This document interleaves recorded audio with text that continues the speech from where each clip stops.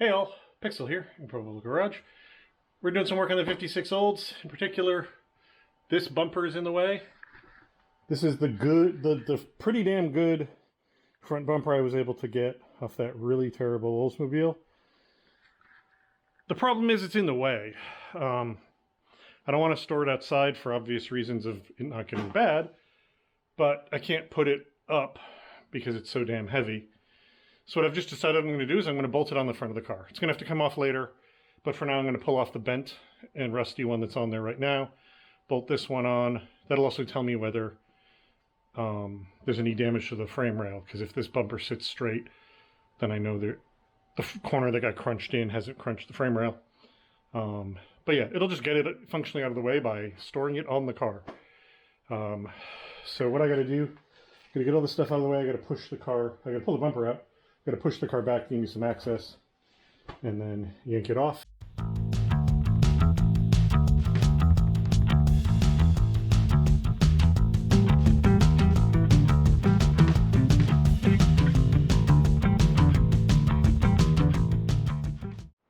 All right, cars are heavy. Whew.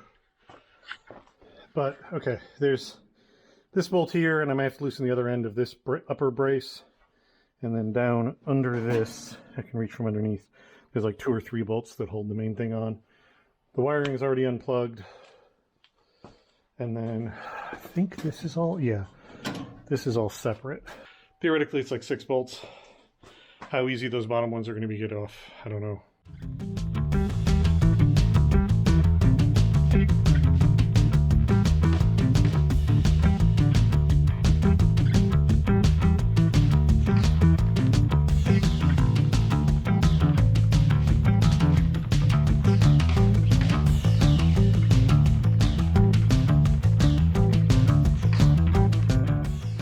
Alright, I'll make no progress.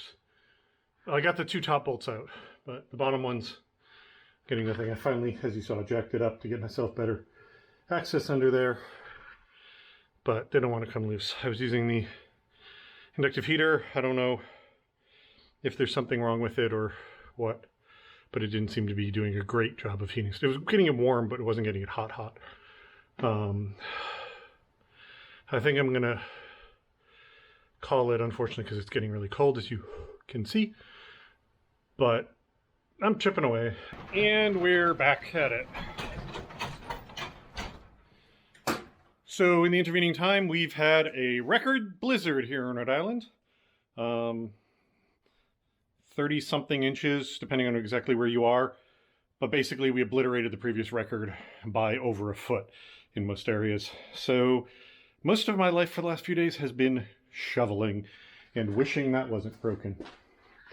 I stripped out the gear and the auger literally like 2 hours into the first round of it, and nobody in the state has it, so we get to shovel it all by hand, or at least enough to get the cars out. Anyway, back on the Oldsmobile, back on the bumper. There's really nothing I can do. I was thinking about this in the intervening time, and let me get someplace. I keep forgetting this corner doesn't have a light. The problem is I can't get any sort of impact tool in there. From one side, it's blocked by bracketry and whatnot, and by the other side, it's blocked by the bumper itself. The bolts are just above the bottom lip of the bumper, so the only way I could get in there is with a pretty sharp angle on a wobble, which any serious torque through that would just destroy the wobble. So I'm going to go back to, I'm going to check the heater, the infrared heater. I have a feeling one of the connections might not be great. And then we're just going to heat them up, see if I can get them nice cherry red, see if I can crack them loose. That's all there is to it.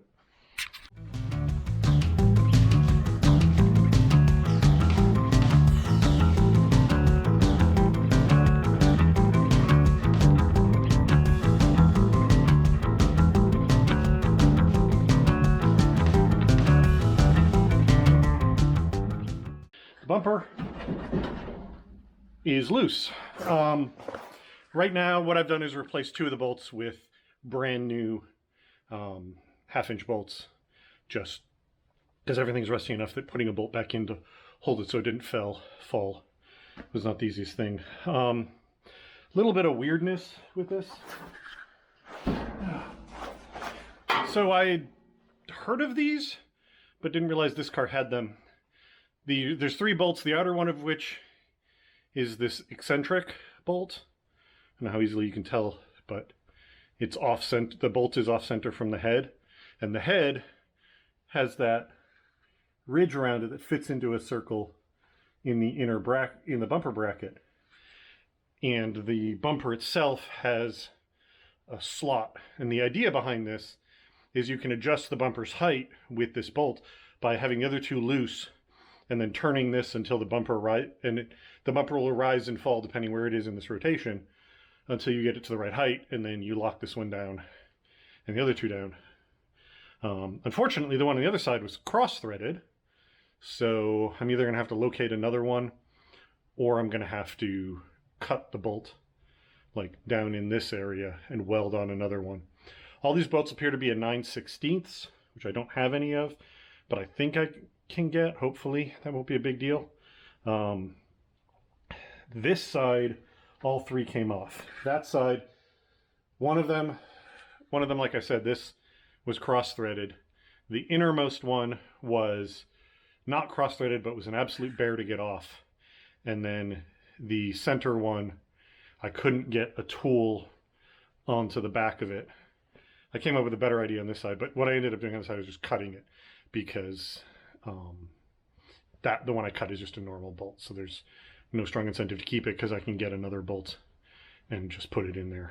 But like I said, right now it's being held up by 2 half-inch bolts on either side that are just hand tight. So what I'm going to do now is stick the jack under it to keep it supported in the center, pull those 2 out, and then lower it down on the jack, and hopefully that should work.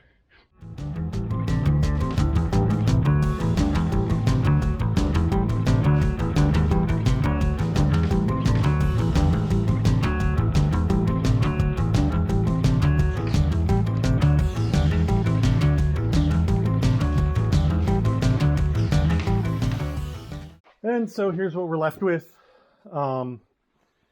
You can kind of see that side and this front panel has all been taken apart, cleaned up, painted, put back together.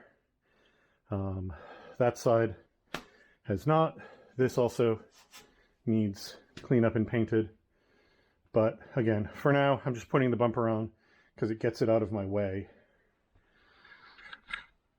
And all this will get addressed at some future date.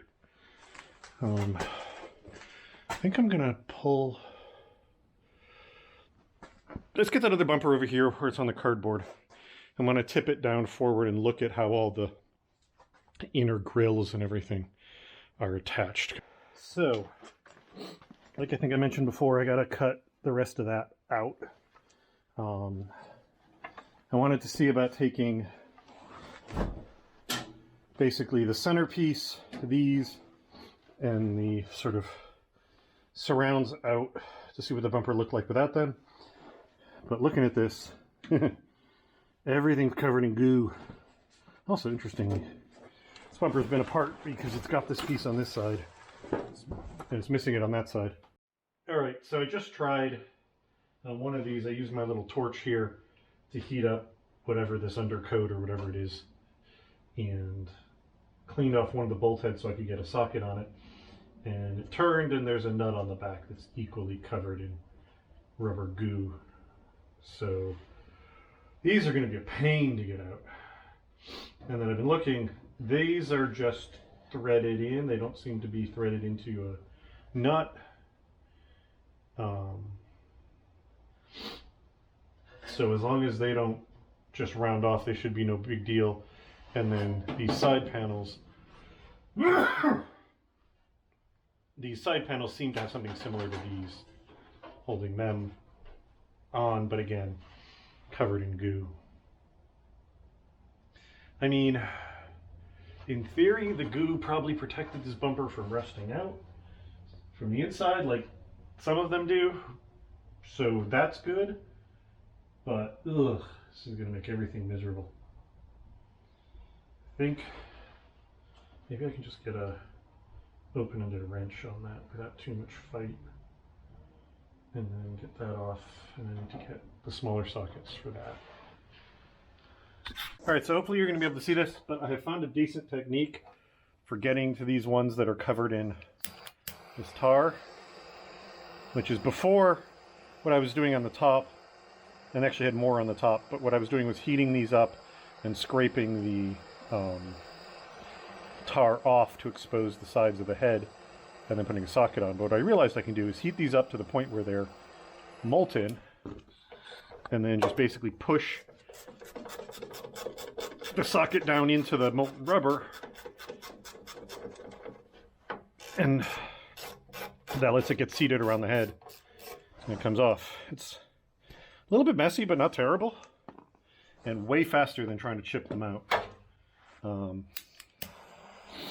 So I'm banging through most of these, but there's one on the back on the other side that has been replaced with a fine thread machine screw and a nut in place of the like very rough screwdriver, like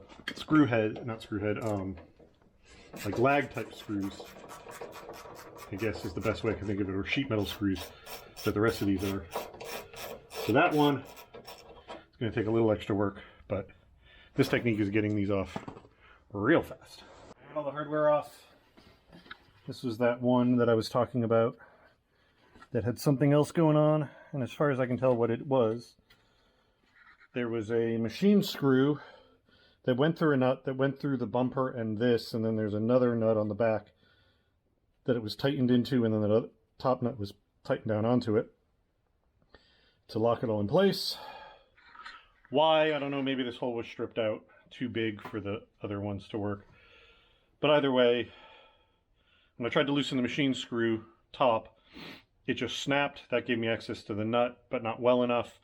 So I ended up using a pair of vice grips to turn that a couple times, and then it came loose enough from the nut on the back that it was just spinning. And then that gave me just enough room to slide this blade in between the bumper and the outer nut and cut it off, and that got this out. And this one appears to be somewhat locked in place by this here. Should I take that? Yeah, I should probably take that off too. Darn it. This is also unbolted but not loose because of the tar is kind of locking everything together. Alrighty, there we go. It's out. A bunch of goo and stuff. So if I don't put that grill back in, got to make some plans there. But for now, it'll give me the opening that I need to test out my idea. I'm trying to decide. I think I'm done for tonight because I'm going to try and get some 9/16 bolts to bolt this up properly. So I'm just going to hold on that for the moment. But I'm happy with my progress. I got the old one off. I got this one prepped and ready. It could, I have to cut that one bolt over there. But other than that, this is prepped and ready to go on. At least, like I said, for now. It's coming back off again later, but that's fine. If nothing else, it'll be easy to get it off later. So I will catch up with you when I'm back out here.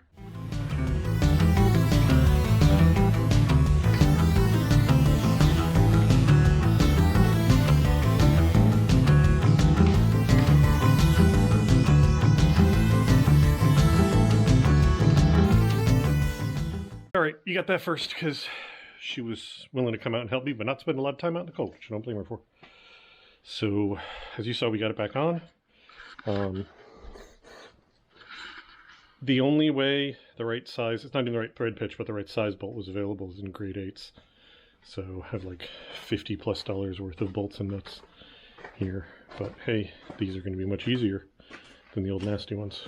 This is going to be good enough for now. I'm going to put the one good cam bolt back in on this side. The one that's stripped, I got extra bolts so that I can cut one off, cut the stripped off bolt on that and just weld it on. All right, hopefully that was recording, but I don't think it was because this shut off.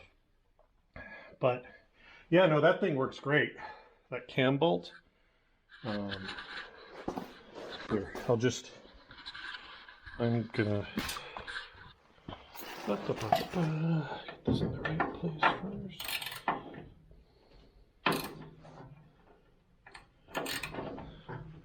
So just watch the bumper.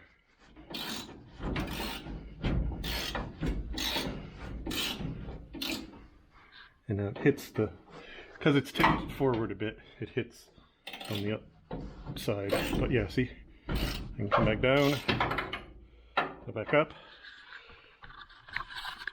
So that means I can get it close enough. I also loosened the bolt slightly on the other side and wailed on it a little bit to bring the whole thing towards the passenger side, because it was way off center towards the driver's side. So once I get, I'm going to go put all the hardware in. For the time being, instead of the cam bolt on the other side, I'm just going to put the two in, and then we'll work on the cam bolt probably later today, but I just want to get it bolted in so I can get to the fun step, which is the next one. Alrighty, it's attached, and yeah, the side's definitely down a bit. Not horrible, but I can definitely get the other side up higher. So it is what it is. So the fun stuff. This is the grille out of a 1959 Chevy. I think this came out of an Impala, but I think they used the same one on all the 59 Chevy cars. It wasn't a video because I was rushed, but basically the way I ended up, these things don't go for cheap. The way I ended up with this one was somebody who had been in the auto body industry for years and had saved a bunch of like good parts off of cars that he'd worked on over the years, was now moving and just needed to get rid of everything. And one of the things he had was a partial front clip from a 59 Chevy Impala. I think it was the right fender, the core support, and the grille with like the headlight buckets and stuff.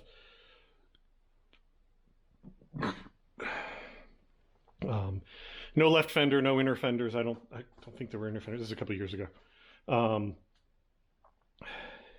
But it had been sitting out in the woods for ages under a pine tree, so all the metal was just kind of wrecked. So we wanted $50 for the whole thing, which these grills go for enough more than that. That was a great deal. So I went out there, and I was so like, yes, I'll take it. I'll come right now and get it, because the price was so good. I wasn't even thinking straight, and just piled into the van and headed out there. And didn't think about the fact that what if a whole front clip doesn't fit in the back of the van? And the answer was a whole front clip from a 59 Chevy, like Radio Sport and fender, does not fit in the back of the van. But it was so rusty that I literally was able to fold the fender over against the back of the radiator support. And then that fit in the back of the van just fine. So I got it home. I pulled this off of it. I pulled the two lower inner parts of the front, like cat's eye grills, off. I think those are in with the robot parts. And there was one fender spear on one side, which I knew I'd put it somewhere in the garage. That divider piece there between the tin and the wall is the fender spear. You can still see the moss on it. It was bent really badly, so I didn't feel bad about doing that. The whole end of it was bent up real bad. So I actually cut that end off to make it fit there. But this was the only piece I really cared about, because I just really like this grill. There's something about the 59 Chevy grill that I really like. So now I think it will fit. I've done some measuring, but I've never actually fitted in one of these because it's always had the center divider and the other two little grills in there. So we're going to find out together how well this works. Alrighty, this is going to be a little awkward because I'm going to try and stay out of your way. Realizing now just how dark it is over here. So it's shorter than I thought. But oh heck yeah. Heck yes. Yeah. I thought I realistically should have like another inch on either side, but I think we can say by and large with that. That looks good there. I have an idea for a full custom grill I want to put in here, but that's going to be a bunch of work, so that's going to be a bit down the line. So if nothing else, as a temporary placeholder, that'll look really cool. Yeah, I'm really happy with that. Yeah, there's like a, I don't know, half an inch at the bottom, about a half an inch at the top. There's maybe inch-ish, maybe a little less on either end. So it's not perfect fit-wise. The biggest problem is it shows all the holes and stuff from that. It never occurred to me to think about that taking all those other trim pieces off would expose the holes. But something I can do, I have 3 grills worth of the pieces that go around here. So if I piece them together, this bit, which did not want to come off on this one, so it got a little bit bent up, but this bit goes there-ish. I have 3 of those, so I can make that go all the way across, including the center here. I might even be able to just do, actually that would probably work reasonably well. I may have to get a hold of a couple more of these. Or I can take this piece and cut it so that it's just, you know, that much of it basically all the way around, and I can fit that there. I can fit the other one here. I can take another one off the other car and cut, like, you know, this one here, the other one there, and a section of that, and fit the middle. And I think I can get a full inner surround that hides all these bolt holes by doing that. So I'm just going to remember to scavenge that off the other grills, off the other bumpers. But overall, I think that looks really good. I think I'm going to go, yeah, it's right now hitting, there's a bit of this that comes inwards on both sides at the top that's currently, that's kind of my limiting factor on how far forward it can go. But if I position it just right, it kind of doesn't matter. But I think I can use some of the existing bolt holes to just very quickly zip tie this in place to get a general look at, you know, the general look. So let's do that. Oh, heck yeah. That looks so good. Like, and that's, to me, that's so perfect because it has so much of that, like, customizer back in the day thing, you know. Stick out, is it just, is it just level or just sticks out? But yeah, like,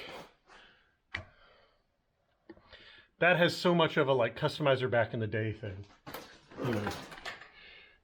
Because my whole vision with this car from the beginning was I wanted it to look like someone who'd, like, either gotten their dad's 56 Olds handed down to them, you know, or bought a 56 Olds a few years after for the purpose of customizing it. You know, they wanted it to look cool. They wanted it to, because back in the day, customizers, it wasn't just about, like, customizing it to look cool. It was also about, like, making them look, your used car look newer. You know, you wanted to have, you know, your car look new and cool, like the coolest new cars out there. So it's one of those, you could absolutely see somebody, you know, they got their 56 Olds. It's a couple of years old now. And they see those new 59 Chevys driving around. They look at that grill and they go, dang, I like the way that looks. So they go to the junkyard or wherever and they pick one up and they put it in their 56 Olds front grill. And, like, that totally looks completely different. So that looks cool, yeah. I'm real happy with that. This has been definitely worth my time. So for right now, this is as far as I'm going with it. Because again, this is all coming back off again to do the rest of the bodywork and stuff. But now I got a vision again. I'm excited about this car again.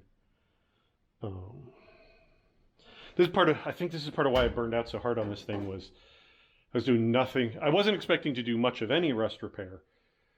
For those of you who haven't had to hear this several times, I bought the 56 Olds. This was my I survived COVID reward to myself. I bought this in late 2020, I think. I don't even remember now. It's been so long. And I paid good money for it because I thought I was buying a almost completely rust-free car. It had some rust I knew about in one of the rockers, but the other rocker seemed fine. It had a little bit of rust in one of the doors, and there was a little bit of rust in the hood.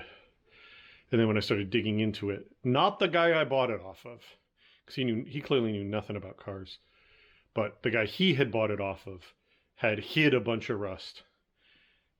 And then, so I found all of that, and this turned from, I'm going to buy it and I'm going to customize it and build it, to I have a shit ton of rust repair to do. And I've completely, as you've seen, it's been sitting largely in the background, mostly untouched, for a couple of years now. And that's because I just burned out on it. It was no fun at all. I was not enjoying the project anymore. So part of right now is I realized, right now money is a little tight because the economy is slowly turning to crap. So I can't spend like I used to on all my car projects. And I realized, like, hey, what you need to do is finish a bunch of the projects you have. And one of the projects you have is this. Will I end up building it completely and keeping it? Or will I build it to a certain point and then sell it? I don't know yet, because this has been up for sale with no buyers. But at the very least, I've got all these parts. I can work on this. It'll cost me basically nothing. But I wanted a win. I wanted a quick and easy win to get me back into it. And that looks so much better. Between not being smashed, not being rusty, the cool custom grille, that has got me so jazzed about this car all over again. The plan for the next work on this is I'm actually going to do the back bumper too, because that's another thing that I've been holding on to forever. So the next project is going to see if I can fit that on the back, and that's going to be, if I have to, I'll, do cutting and welding on the bracket and stuff and get that one to fit properly, because it's a custom thing. Because I think having this thing have some of the custom touches I've been wanting to do to it all along is really going to jazz me up. Because even this, just like, now I'm like, I want to work on this damn car. I want to get this thing going. So I'm excited about this. So I will see you in that video. Thank you all very much for watching, and I will talk to you later. Bye. So quick addendum, because now it's Future Pixel, and fuck that guy from before, because I can't get the hood open. I don't fit even remotely, and I've now thoroughly zip-tied it in place. And I tried even reaching from below, but there's not enough. Man, Past Pixel's an asshole.